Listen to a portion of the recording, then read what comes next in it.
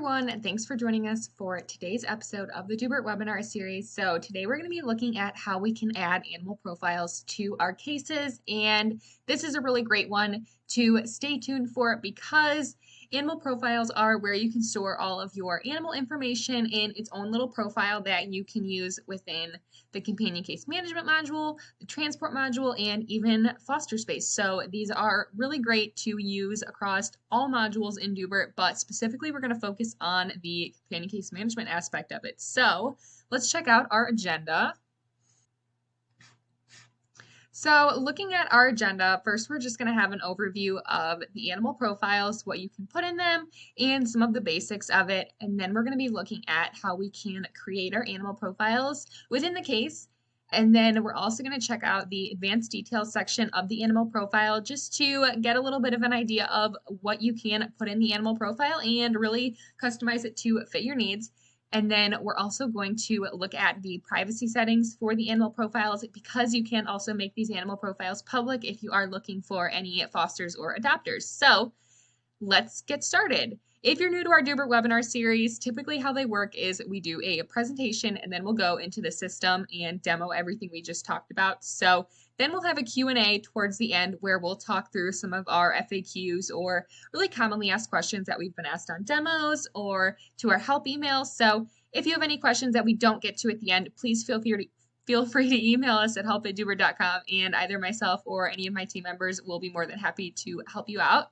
So looking at our animal profile overview, this is where you can store all of your animal information, and it really is just a good place to consolidate your data and keep those records, especially when you are working with any spay-neuter cases or owner surrender. These are really animal profile heavily used programs, so it's good to store all your data, and it's also really good for team alignment because everybody within your Doobert account can see it.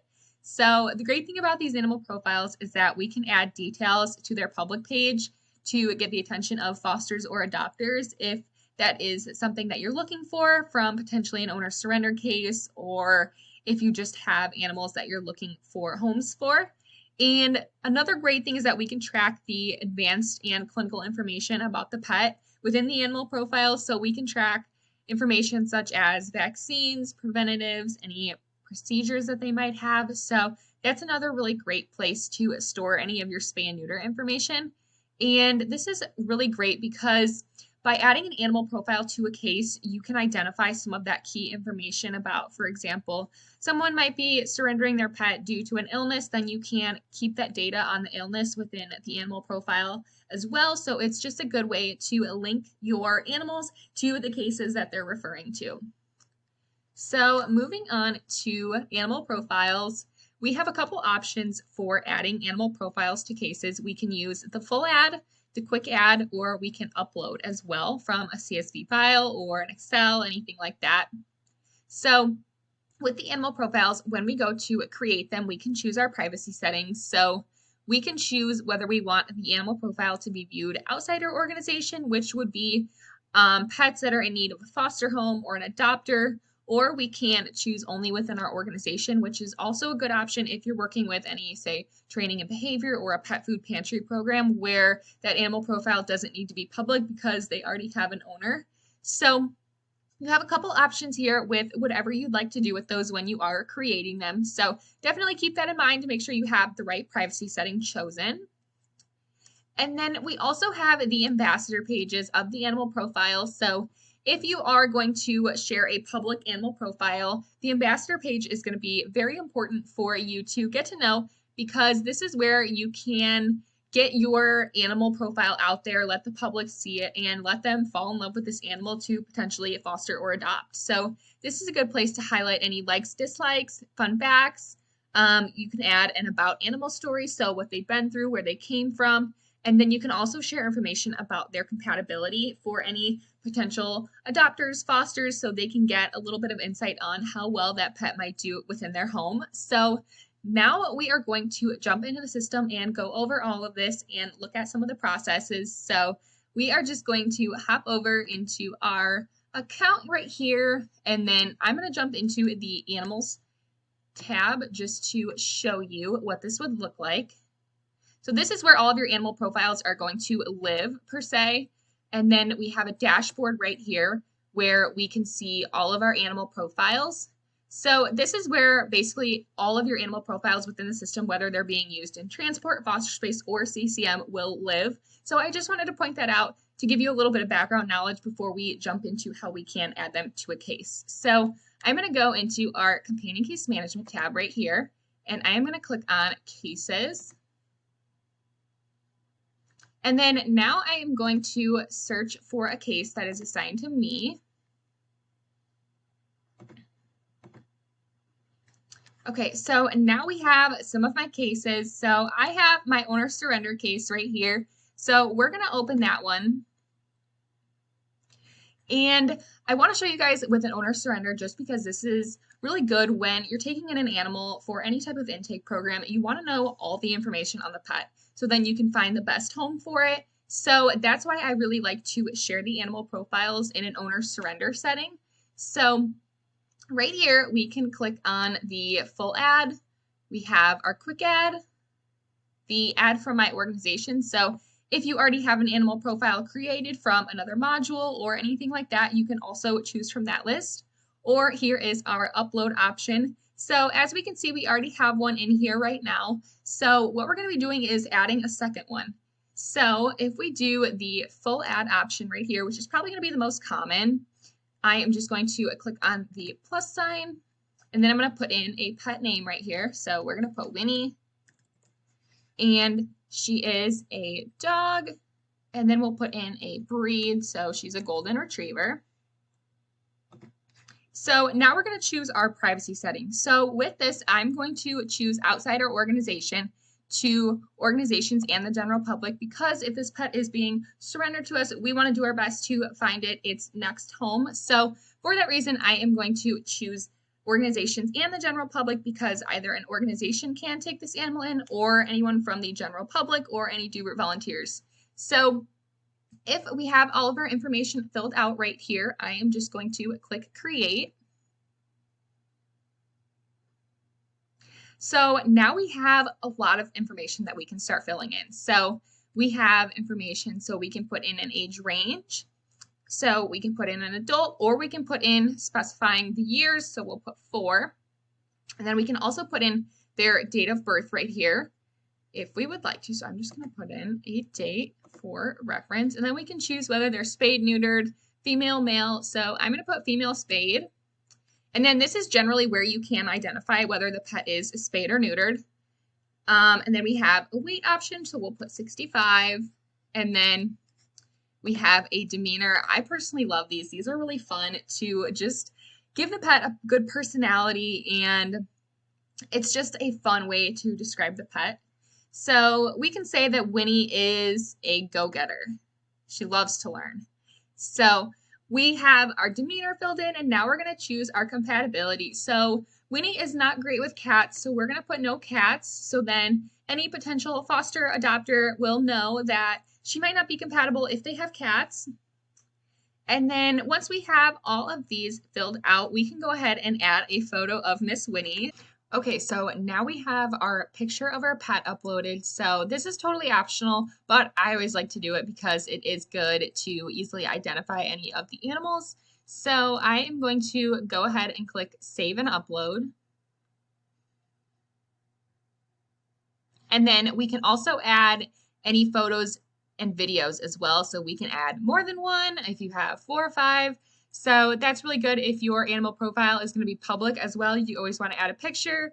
So now we have our tag section. Tags are one of my personal favorites because I love color coding. So with these, you can really customize them to do a lot. So general tags are really good to identify anything that's notable about the pet. So for example, we can put what they like, what they dislike, but we also have a likes and dislikes section here. So we can keep this really general and say, for example, if they have a bite history. And if we already have an existing tag, that's going to pop in right there. But if we need to create a new tag, then we will have the option to choose the color. So we can put something like no children or cats. So then we can choose our color since we don't already have an existing tag. So we'll do orange for this one, and we can add that in. So that's really good to identify some of the most important information about the pet. And then our group tags are also really good if, for example, you have some similar owner surrender cases coming in. And for example, all of the pets have some similar traits. For example, they have any type of illness such as heartworm or anything like that. You can identify that group of animals by searching. Or if you have a litter that this pet was coming from, you can also name that litter. So some people like to name their litters around the time of year they were born. So like, for example, mine is the 4th of July litter. So we can put anything that is group related right here. So we can put the 4th of July litter, and we can do red to stay festive with our season. So then we'll go ahead and click plus right there, and then now we have our litter option, and then we can also add any internal notes right here as well. So with this, you can really do a lot with it. So for example, if your organization likes to collect a lot of data from your pet owners, you can ask questions like, for example, what is their history in terms of biting, or what happens if they are around cats or kids? This is a good place to really explain all of the details. Or for example, any of the pet's behavioral traits, what they don't like, for example, and what kind of helps them. So you can really do a lot with these sections, these organization notes and the general notes. So it really just depends on how you want to set that up. And then the general notes section does have the option to have it displayed publicly. So if you have anything in there that you want a potential adopter or foster to know about, go ahead and flip this on. But for our purposes, I'll leave it off and we'll get into more of our details. So if they have a foster, for example, we can put in any of their contact right here. And then I love the likes, dislikes, and fun facts section. This is a really good way to let the animal's personality shine. So this is also viewable on the public animal profile pages. So I'm going to go ahead and put that Winnie likes carrots, for example. And we can put that she does not like thunderstorms. And then we can put a little fun fact. So we can say Winnie loves to swim in the pool.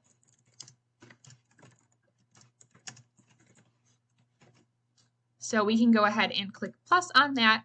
And then we can see a little fun fact about her if we are a potential adopter or a foster. And then any additional information here. So for example, we can put the location that she is at. So for example, the current pet owner's home address or their city, state, anything like that. Location can also say like current owner's home or something more general, just depending on where this pet is at. And then we can go ahead and add an about animal story as well. So talk a little bit about what they've been through and really just letting the public know, or just within the organization know potentially why this pet is being surrendered or any reason as to why this pet is involved with this case. So then we also have a cost to organization section, which I personally love because I think it is so easy. So if the organization has to give the pet any vaccines or medications, we can go ahead and list that here. So if we add vaccines and those were $30, we can go ahead and add, and then it will auto total as well.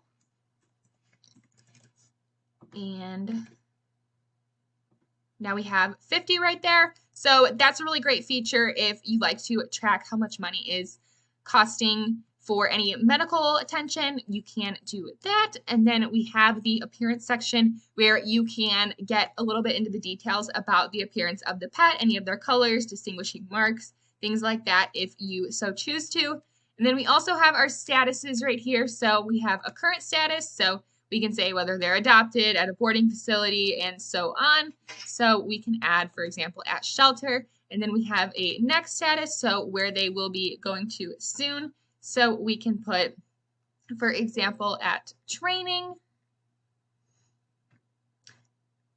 And then whether they're in quarantine or on the clock, we can choose that.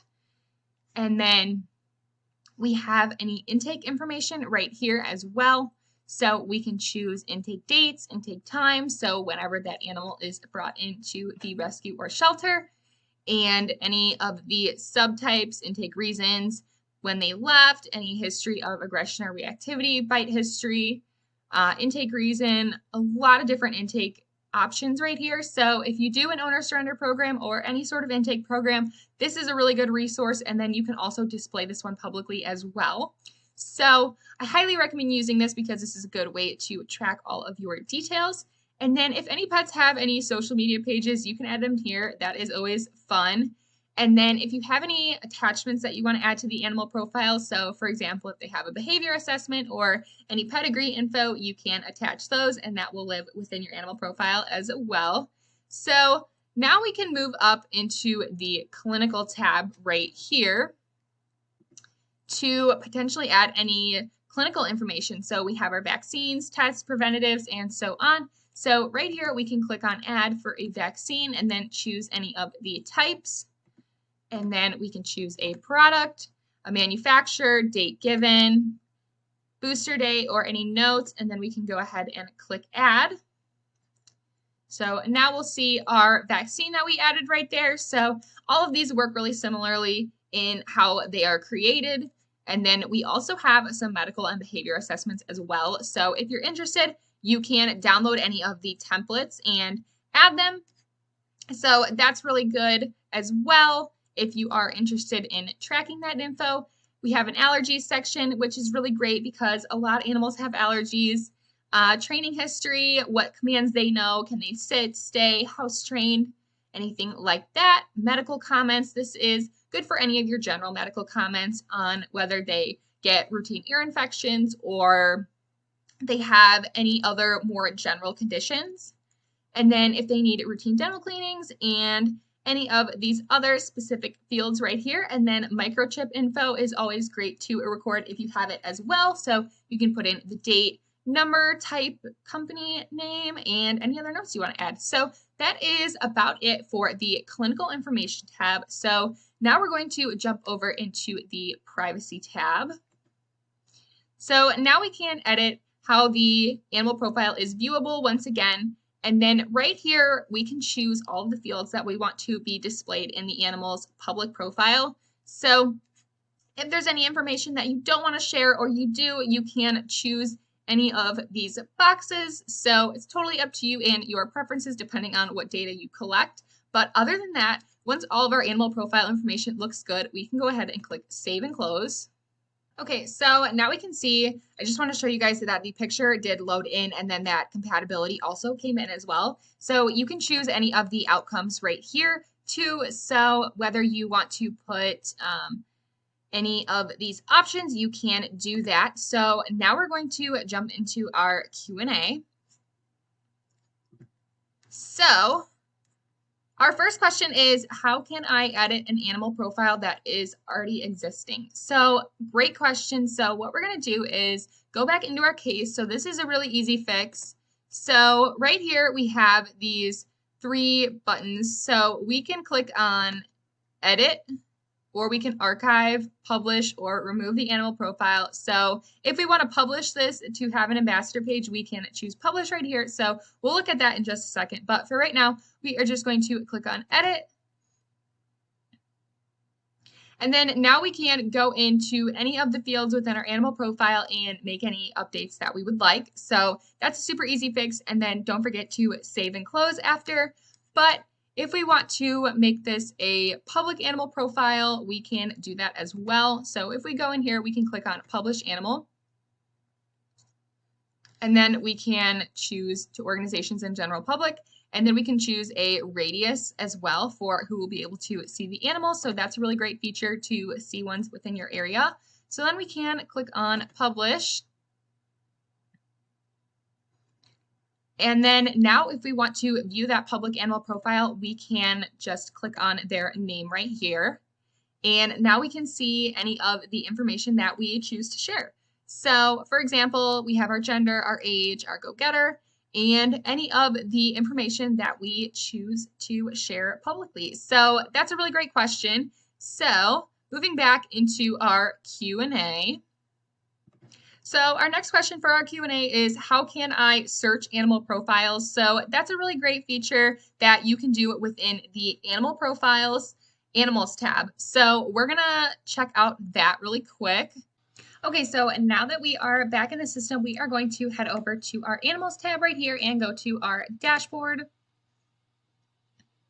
And right here, we can choose any of our search filters to find any of our animal profiles. So we have some advanced filters as well. So we can search by animal types. So we have our dogs, and we can search by gender, anything like that. We can't search by breed, but you have a lot of other options. So for example, you can add their breed as a tag, and then that can be easily searched as well.